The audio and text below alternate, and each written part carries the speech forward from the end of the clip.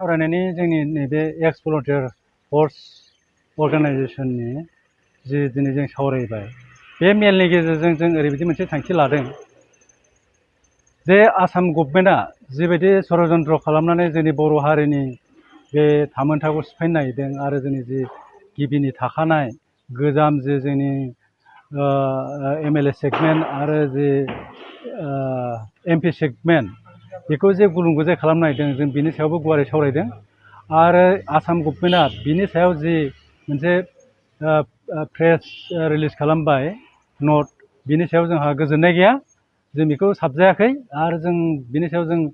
completely जों बिनि एगेन्स्टआव दङ बेनिखायनो जों बेखौ जोंनि जि जोंहा दानानै लाजानाय मोनसे कोअर्डिनेशन कमिटि दङ जों गासै 13टा कमिटिजों दा बे 13टा कमिटिया जेब्ला जि प्रग्राम लायो जों बे प्रग्रामाव जों बेखौ जोङो होबथानायनि सायाव जोङो बारसोमफागोन होननानै जों दिनै थियारि जादों बियाब दाफुंनायाव जोंथ' गोख्रोङै हेंथा दङ आसाम गभर्नमेन्टआ जिबायदि दा प्रेस नट रिलिज खालामबाय दा बेखौ जों होबथानायनि थाखायथ' जों अलरेडि जों दिल्लीयावबो थांखांबाय जों 13टा जों संगठननि गेजेरजों जों खननै खनथाम थांबाय खिन्थु उननि बेलायाव जों थांजायाखैबाबो जों जयैनो थांदों ओमफ्राय जों अलरेडि उदालगुरियावबो दाख्लैबावैसो 1 थारिखआव जों सावरायबाय बे सावरायनायनि गेजेरजों जों गोख्रों जों बेखौ होबथानायनि जों थांखि लादों बेयाव जोंहाबो सापर्ट दङ फुल्लि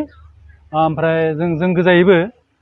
हायोब्ला जोङो जोंनि नैबे एक्स भलुन्टियार फर्स गोजायैब्लाबो जोङो हयथ' धरना जों टाइमखौ जुदि जों मोनोबा हयथ' लानो हागौ बे समा निस्सय लाबोगोन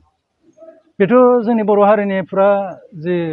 जोंनि ट्राइबेल खथा बेखौ गुलुं गुजाय खालामदों मोनफ्रोम माबायाव बियाबाव जोंहा जिबायदि ट्राइबेला मेजरिटि दंमोन बे मेजरिटिखौ बिसोरो उल्थां फाल्थां खालामदों माखासेयाव थारमाने जेनेरेलखौ सोसनदों ओमफ्राय जोंनि ट्राइबेल